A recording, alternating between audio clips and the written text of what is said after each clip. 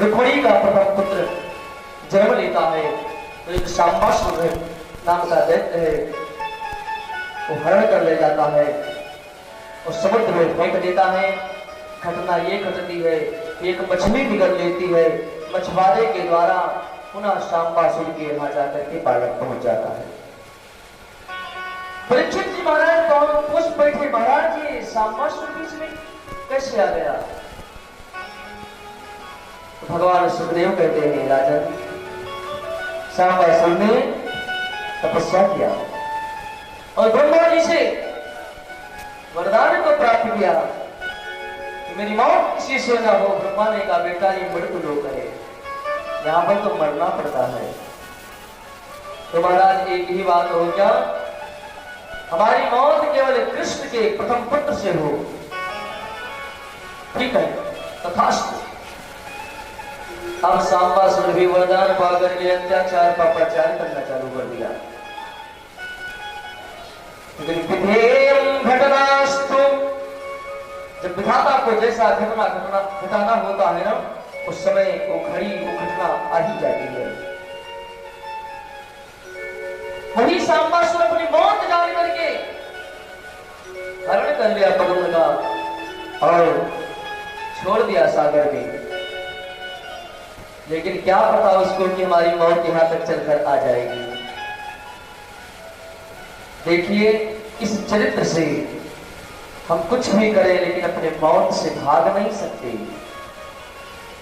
आएगा बुलावा तो जाना पड़ेगा, वहां चलेगा न चलावा किसी का कुछ नहीं होने वाला। और नारद ने रति से कहा, देवी जी आजकल आपके पतिदेव कृष्ण के पुत्र बन करके शाम्बासुर के यहाँ पर रहे, जाकर सेवा करो। अब तो महाराज रति देवी पहुंच गई मायावती बन करके, अपने पुत्र का लालन पालन करने लगी, अपने पति का लालन पालन करने लगी और रसोई में कार्य करने लगी। और इधर महाराज पद्म बड़े होने लगे। जब विवाह हो गए तो रति का हाव भाव सब बदल गया। पद्म ने प्रश्न किया, मातृ भावना, तुम मां की भावना को रखने वाली, तस्मात् भावना परिवर्तनम, ये तुम्हारे भावना में परिवर्तन क्यों आ रहा है? तब तो मां पूरी बात बताती है कि तुम मेरी बेटी नहीं मेरे पति हो। ऐसी ऐसी घटना है। नारद बाबा भी आकर के कहते हैं और कहा, तुम सबसे बड़ा तुम्हारा शत्रु कोई हो तो शाम्बासुर है। अब तो महाराज पद्म शाम्बासुर को ललकारते हैं। शाम्बासुर ने सोचा, मैंने अपने मौत को मार दिया लेकिन ये भी मेरे घर में पड़ रहा है, मुझे क्या पता। युद्ध होता है, भगवान की कृपा से पद्म जी शाम्बासुर का उद्धार करते हैं और अपने धर्मपत्नी रति देवी के साथ में मथुरा को आते हैं। बोले पद्म भगवान की। अब मां रुक्मिणी को जब पता चला कि मेरा लाला जो प्रसूतिका गृह से चोरी हो गया था आज आ रहा है, तो बहू रानी के साथ आ रहा है, पूरे मथुरा को सजाया गया। भगवान ने क्या कृपा किया, लाला गया और लौटा इतने दिन बाद तो बहू रानी के साथ। और माताओं का तो स्वभाव होता है ना, बेटे की कितनी जल्दी शादी हो जाए, बहू जी आ जाए, सेवा करें। और वही बहू जब आती है धीरे धीरे अपना हाथ चबा करके सब कुछ छीन लेती है। एक दिन बहू नहीं थी तब रो रही थी कि बहू आ जाए, और आज भगवान के मंदिर में रोती है, संत के चरणों में रोती है कि बहू इसी क्यों आ गई। देखिए, बहुओं का 3 स्वरूप संतों ने बतलाया है, 3 स्वरूप।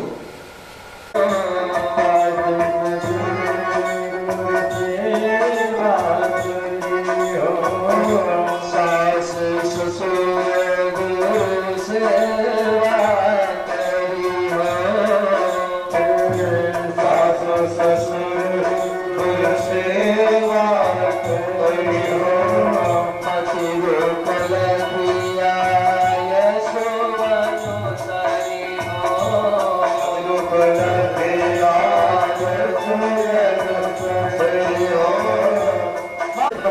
सासू की, फिर ससुर की पुनः पति देव की इच्छा को रखना, उनके कहने से ही उपस्थित हो जाना, गुरुजनों का सम्मान करना।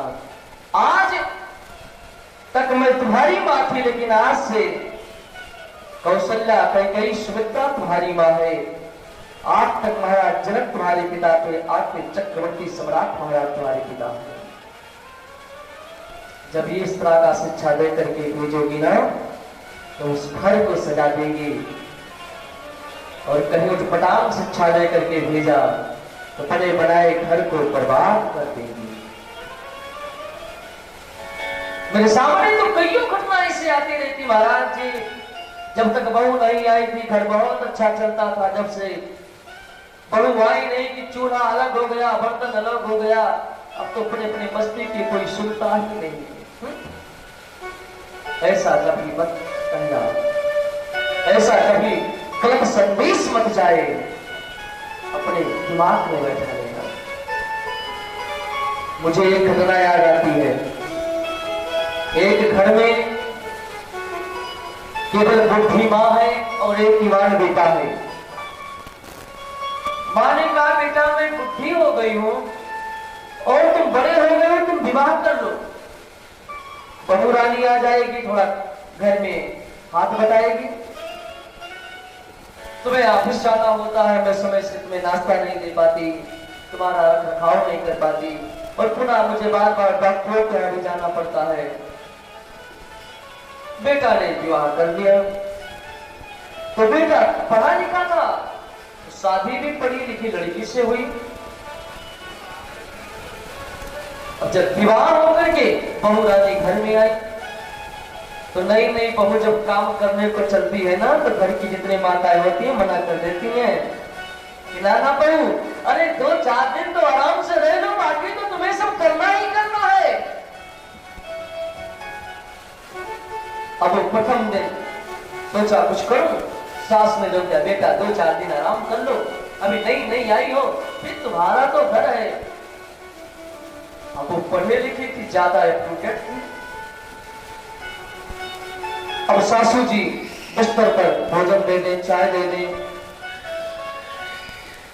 2 दिन बीता, 4 दिन बीता। अब बहू रानी के पलंग से पैर कभी नीचे होते ही नहीं। जब भी चाय पीना हो, माँ जी 1 कप की, सासू जी माँ बेटा लो, माँ जी भोजन। बेचारी सासू नहीं बहू भाई को सोचा खिलाते रहो, बाद में खिलाएगी। 4 दिन बीता, 10 दिन बीता, 15 दिन बीता। सासू जी सोचने लगी अब तो इसको अपना घर संभालना चाहिए। ये तो लगता है मेरी ड्यूटी बढ़ाने के लिए और आ गई, मुझे नौकरा नहीं समझ रखा है। बेटा ने मां से पूछा, मां मैं तो सुबह ऑफिस चला जाता हूँ, रात में आता हूँ, तो क्या बहू सेवा करती है दिन में? मां ने कहा, बेटा क्या बताऊं, 2-4 दिन मैंने सोचा नहीं है, करेगी। अब तो बेटा हद ही कर दिया।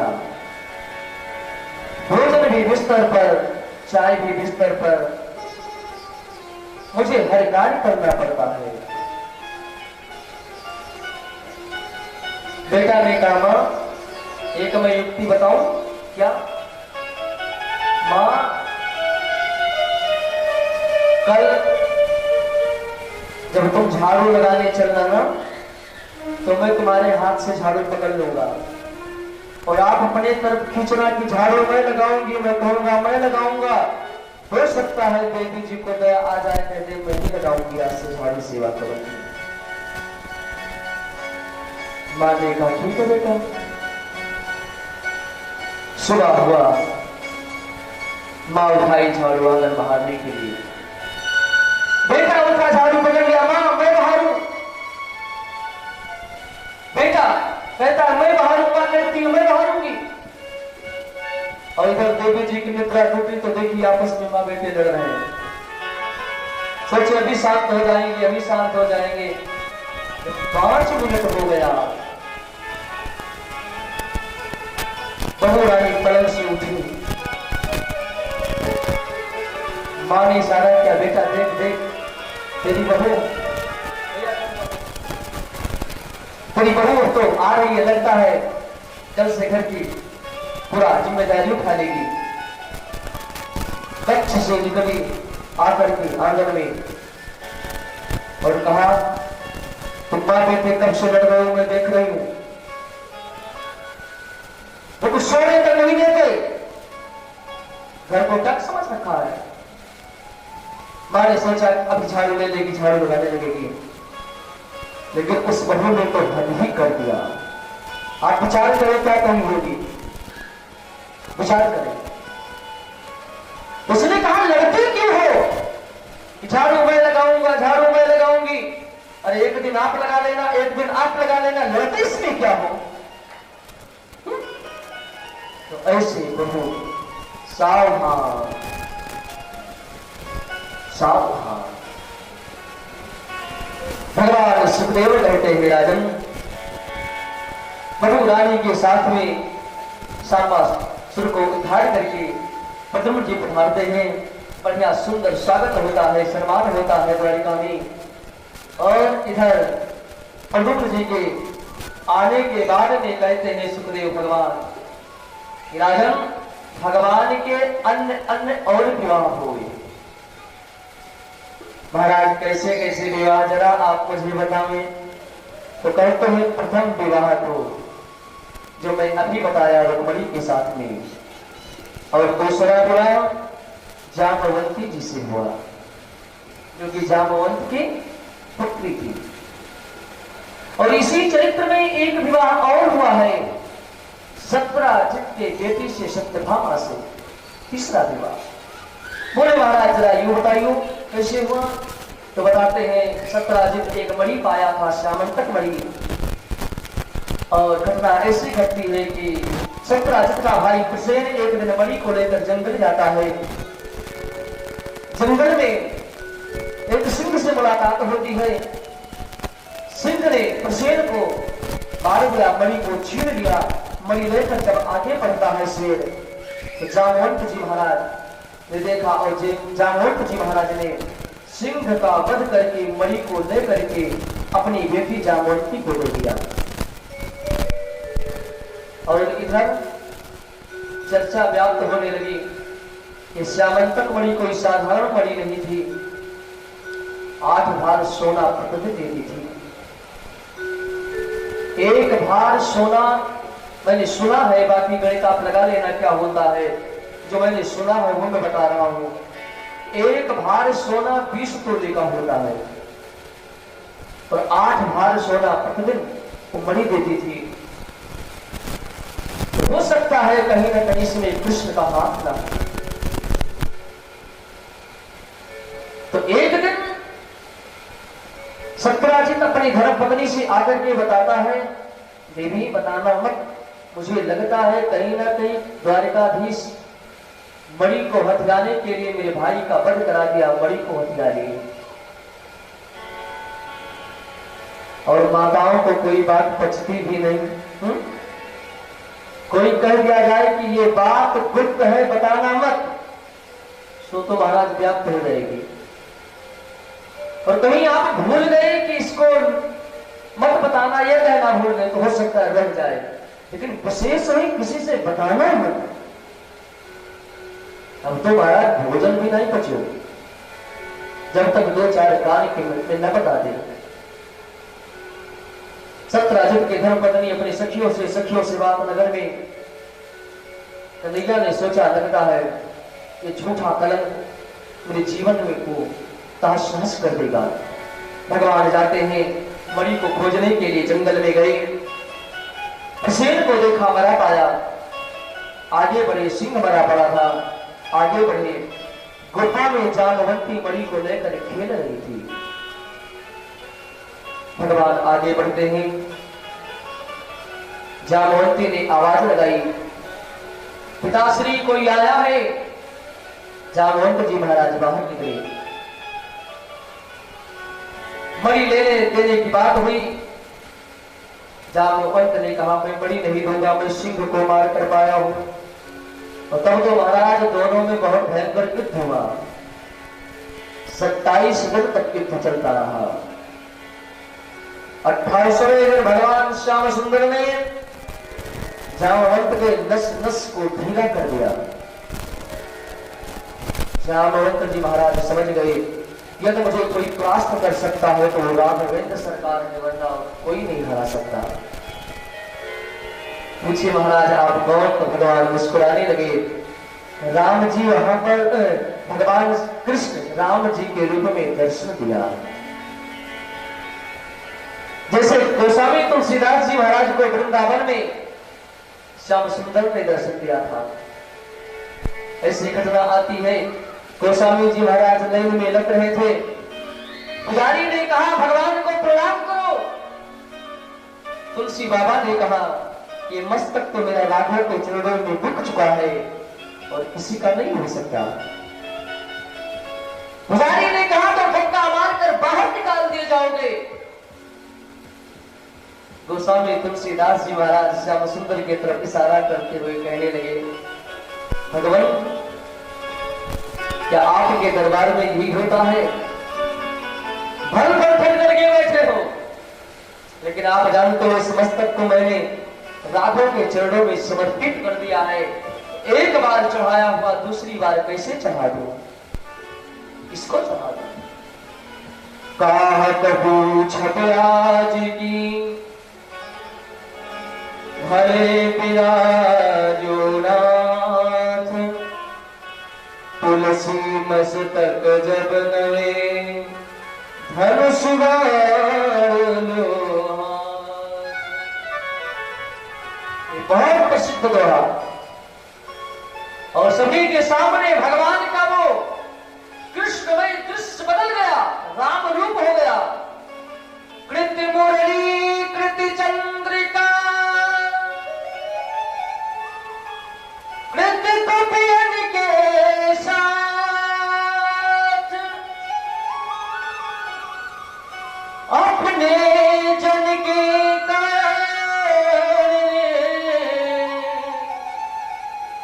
श्री कृष्ण रघुनाथ।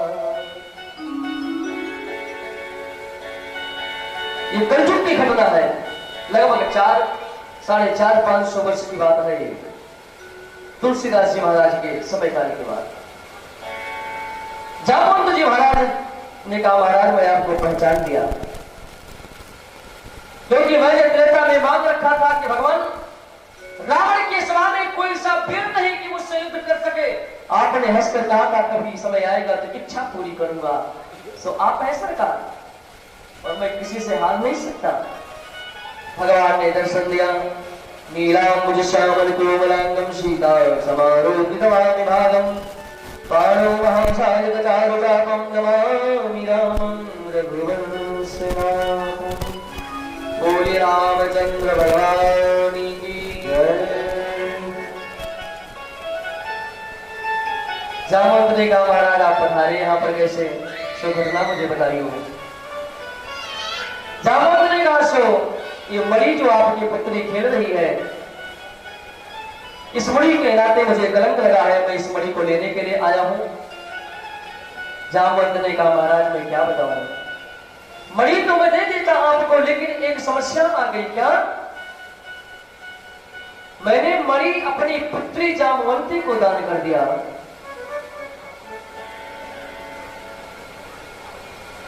पुत्री से विवाह कर लो तो पुत्री का धन आपका हो जाएगा।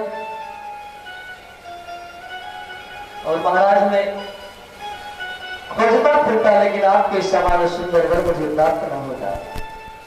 भगवान ने कहा ठीक है। वहीं पर भगवान ने पाणी ग्रहण किया और मथुरा लेकर के आते सो मणि 17 झट बदल दिया। बोले भैया देख, मुझे जो कलंक लगा था इस नाते मेरा कर्तव्य था कि मैं मणि को खोजूं, ले मणि पकड़ दो। अब तो मथुरा में पूरा व्याप्त गई बात। कन्हैया तो ऐसा हो ही नहीं सकता। 17 जितना हमें कलंक लगा रहा था। 17 तो लोग गाली देने लगे। 17 ने सोचा इस गाली से तभी बचा जा सकता है कि अपनी बेटी का विवाह श्याम सुंदर से कर दो। और जब लोग समझेंगे कि द्वारिकाधीश के ससुर जी हैं तो मुझे कोई गाली नहीं देगा। सतराजित ने कहा महाराज एक निवेदन है आपके चरणों में। क्या महाराज? सो ये मेरी पुत्री है ना, मैं आपको दान करना चाहता हूँ, आपसे विवाह करना चाहता हूँ। भगवान ने कहा क्यों?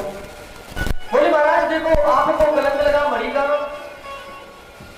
और मणि मुझे चाहिए नहीं, इसलिए विवाह कर दो, मणि ले जाओ। कन्हैया ने कहा विवाह तो कर लूंगा ठीक है, लेकिन एक शर्त पर, मणि मैं नहीं लूंगा।